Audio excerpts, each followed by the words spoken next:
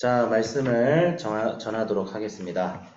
네, 기도 중이셨나요? 제가 지금 듣지를 못해가지고, 50분이 되면 시작을 하도록 하겠습니다. 자, 그래서, 열왕기하 2장 1절에서 14절, 저는 주제를, 엘리야의 사명을 계승하는 엘리사라고 적었고, 이제 문단 구분은, 1절에서 6절은 엘리야가 어디로 가든지 끝까지 따라가는 엘리사라고 했죠. 그 다음에 7절에서 이제 8절은 요단을 건너가는 엘리야와 엘리사, 요단을 건너간다. 그리고 세부적으로 좀 나눴어요. 9절에서 10절은 엘리야 앞에 성령의 역사의 2배를 요구하는 엘리사. 11절에서 12절 전반부는 엘리야의 승천. 12절 후반부터 14절은 자신의 겉옷을 찢고 엘리야의 겉옷을 든 엘리사. 이게 뭐예요? 엘리야의 모든 것을 계승했다는 것을 의미하죠. 네. 그리고 엘리야의 겉옷으로 뭐라고 하죠? 엘리야의 여호와 하나님은 어디에 계시나이까 하고 물을 팍 쳤더니 갈라졌어요. 이게 뭘 의미해요? 엘리야의 사명이 엘리사에게 계승되었다. 이런 걸 말하는 거죠. 스승이 제자를 남기고 떠나는 거예요. 그런 거죠. 그래서 이제 이 말씀을 통해서 우리가 이게 좀 뚱딴지 같잖아요. 이게 뭔 말인가 싶은데 참 특이한 게 있어요. 1절부터 6절에 굉장히 패턴이 되어 있습니다. 첫 번째는 뭐예요? 엘리야가 뭐라고 하죠? 엘리사에게 너는 여기에 머물러라. 나는 저기까지 가야겠다 했더니 엘리사가 전 당신 안 떠납니다. 이렇게 당신 안 떠납니다. 하나님이 살아계신 것과 당신의 영혼이 살아계심을 두고 내가 맹세하오니 내가 어디를 가는지 끝까지 가겠다. 그래서 이제 세 곳을 가요. 첫 번째는 어디예요? 베델입니다. 베델. 길갈에서 출발해서 베델로 갔다가 근데 이제 특이한 게 그 도시마다 선지자들이 있어요. 선지자의 제자들이 있어요. 예. 그러니까 이게 뭐지라고 생각을 할 수 있는데 이 당시에는 선지자들이 약간 지금으로 치면 목사님 약간 좀 그런 계층이 있었어요. 제가 이게 뭐 고고학적으로 시대적 배경을 좀 자세하게 연구를 안 해서 잘 모르겠는데 아마 엘리야 시대 때 많은 선지자들이 있었어요. 많은 선지자들. 근데 이 선지자들이 무슨 뭐 바알의 선지자인지 아니면 하나님의 선지자인지 그걸 제가 아직 잘 모르겠어요. 이게 뭐 연구를 해봐야 알겠는데 제 생각인데 하나님의 선지자 같아요. 왜냐면 엘리사를 선생이라고 일단 부르고 바알과 하나님은 이게 원수 관계잖아요. 근데 이제 그래가지고 베델로 갔어. 베델로 갔더니 거기에 있는 사람들이 엘리사에게 당신 선생이 하나님께서 당신의 스승을 하늘 위로 올린다는 것을 아시나이까? 이렇게 얘기를 하는데 다른 말로 하자면 당신의 선생님이 곧 죽는다는 거 아시냐? 이 뜻이에요. 한마디로. 승천이라고 하지만 저 죽는다는 거죠. 죽는다는 것이고 그러니까 이 세상에서 이제 없어진다는 거예요. 엘리사가 뭐라고요? 나도 안다. 그러니까 조용히 해라.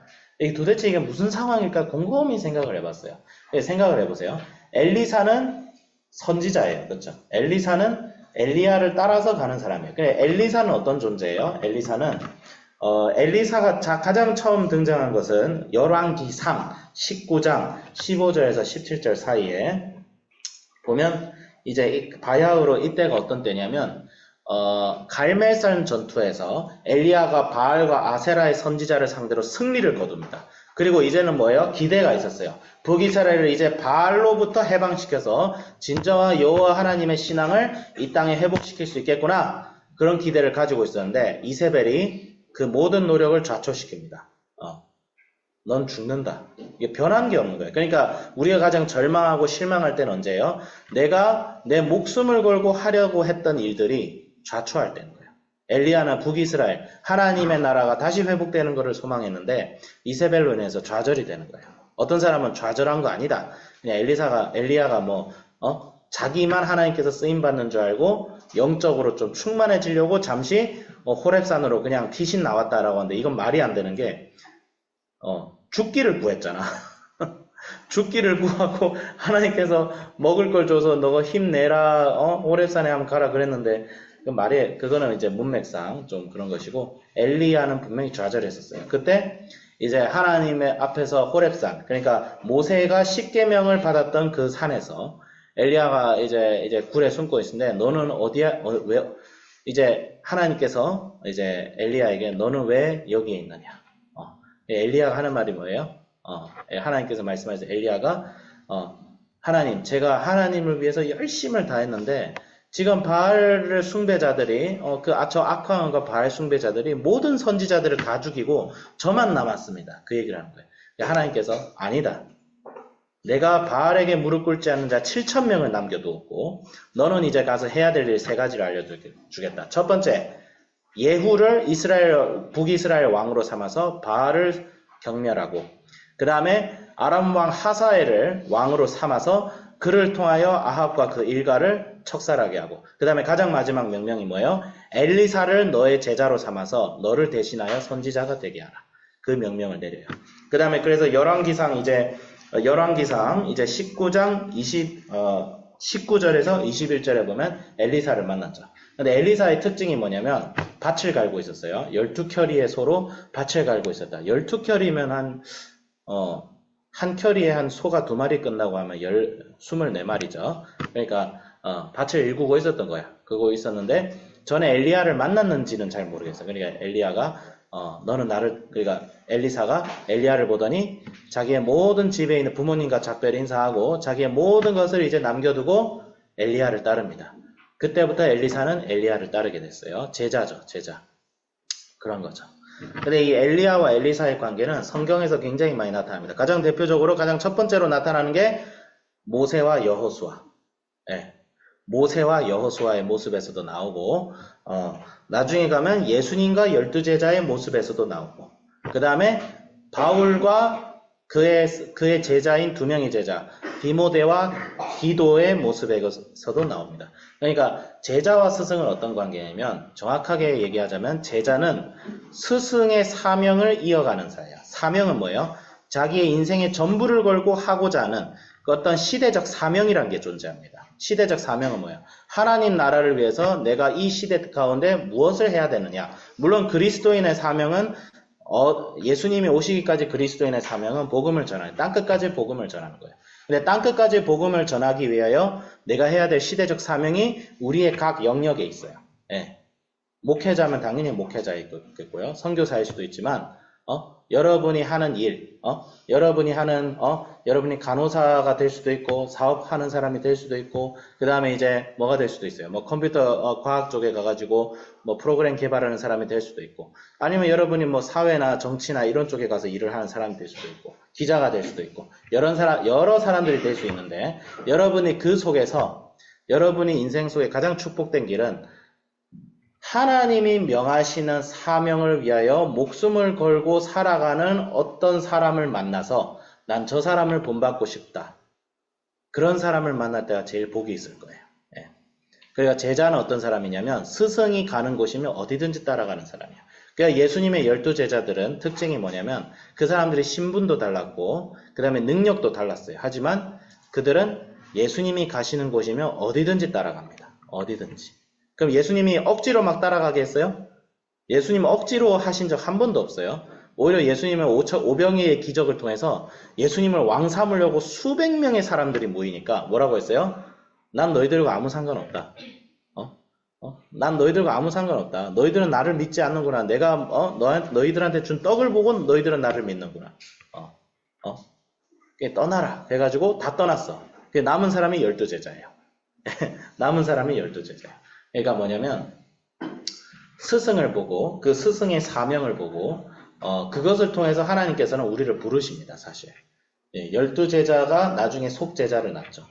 속제자. 제자가 제자를 낳고 이게 우리 한비전에서는 어떻게 구현되어 있어요? 순장이 순원을 이끌고 순원은 순장을 통해서 하나님의 본을 보고 따르는 거예요. 따르는 건데 그렇다고 우리 순장들이 아직 다 엘리야냐? 또 그런 건 아니지. 우리가 엘리야 수준까지 자라가야죠. 엘리야 수준까지 자라가야 되는데 중요한 것은 제자는 누구신가? 제자는 무엇인가? 손에 쟁기를 잡고 뒤를 돌아보는 자는 하나님 나라에 합당하지 않다. 이거 예수님이 하신 말씀이죠. 그러니까 부르심이라는 것이 있어요. 내가 지금 살아가는 이 시대 가운데서 하나님 나라를 위해서 내가 무엇을 해야 될 것인가에 대한 그런 확신과 부르심이 있는데 이 부르심을 보통 누구를 통해서 받냐면 스승을 통해서 받아요. 내가 따르고자 하는 사람을 통해서 사실 받아요. 왜냐하면 내가 따르고자 하는 사람이 그런 사명을 행하는 것을 보면서 아 나도 저 사람처럼 살고 싶다. 그거를 확 느껴요. 이거 말로 설명하기가 좀 어려운데 그거 확 느껴요. 그러면 그 사람이 가는 곳이면 어디든지 가게 됩니다. 그래서 우리에겐 두 가지 축복이 있어야 됩니다. 첫 번째 축복은 스승을 만나야 돼요. 영적인 스승. 정말 인생을 정말 나는 저 사람이 살아가는 대로 살아가고 싶다. 저 사람이 목표하고 꿈꾸는 저 비전대로 살아가고 싶다. 그 하나님이 주신 비전일 가능성이 굉장히 크죠. 두 번째는 그 스승을 따라가는 거에 있어서는 이제는 좌로나 우로나 치우치지 말고 어딘가에 뭐 좋은 게 있다더라. 그러지 말고 엘리사가 엘리야를 따라갈 때 베델하고 길갈하고 여러 곳에서 아니 당신의 스승이 돌아가신대요. 당신 계속 그렇게 있어도 되겠습니까? 그리고 엘리야도 약간 시험을 하죠. 엘리사 보고 너 베델에 여기에 선지자들도 있고 너도 여기 와서 사역해. 정착해. 라고 하니까 난 당신만 따라가겠어. 그 얘기 하는 거죠. 네. 끝까지 따라가죠. 끝까지 따라가서 이제 엘리야가 승천을 하게 되니까 네가 도대체 무엇을 원하느냐 했더니 성령을 구합니다. 성령의 능력을 2배로 구합니다. 이게 단순히 막 성령의 기적 그거 발휘해서 사람들한테 좋게 보이려고 하는 게 뭐예요? 하나님 일을 하기 위해선 하나님의 도우심이 필요한데 그 도우심이 당신을 도우셨던 하나님이 나와 함께 하길 원하십니다. 그거예요. 당신을 도우셨다. 그러니까 하나님이 나와 함께 하신다면 하나님의 역사도 나를 통해서 펼쳐지겠죠. 그렇죠? 하나님께서 나와 함께 하신다면 당연히 그런 거겠죠. 그래서 하나님이 나와 함께 하셔서 당신이 하나님을 통해서 하셨던 그 모든 놀라운 역사가 나에게는 2배로 일어났으면 좋겠습니다. 그거예요. 예. 그랬더니 엘리사가 네가 어려운 걸 구하는데 끝까지 나와 함께 있으면 그것이 가능하겠다. 그래서 엘리야가 승천하는데 엘리사가 엘리야를 뭐라고 불러요? 아버지라고 부르죠. 영적인 아버지, 영적인 부모가 필요합니다. 그건 너무 중요해요. 영적인 부모를 통해서 우리는 하나님이 나에게 하신 부르심이 무엇인지를 확신할 수가 있어요. 내 아버지여 내 아버지여 이스라엘의 병거와 그 마병이여. 그 말은 뭐예요? 엘리사는 엘리야를 어떻게 봤어요? 엘리야 때문에 나의 조국인 북이스라엘이 지금까지 지켜지고 있었구나. 그것을 깨달은 거예요. 북이스라엘에 수많은 악한 왕들이 있었고 바알의 지배하에 있었지만 그 북이스라엘이 여전히 하나님의 보호하심 속에 있게 한 것은 엘리사는 뭘로 판단한 거예요? 엘리야가 북이스라엘을 이때까지 지켜왔다는 걸 깨닫는 거예요. 이스라엘의 병거와 마병이요 나의 아버지요. 그리고 나서 엘리야가 이제 남기고 자기 겉옷을 찢죠. 왜? 자기 아버지가 죽었잖아. 자기 아버지가 이 세상에 없는 거예요. 슬퍼하죠. 그 겉옷을 찢고 다시 요단강으로 가가지고 선포하는 거. 엘리야의 하나님은 도대체 어디에 계시나이까? 진짜 궁금해서 물어본 게 하나님 찾는 거예요.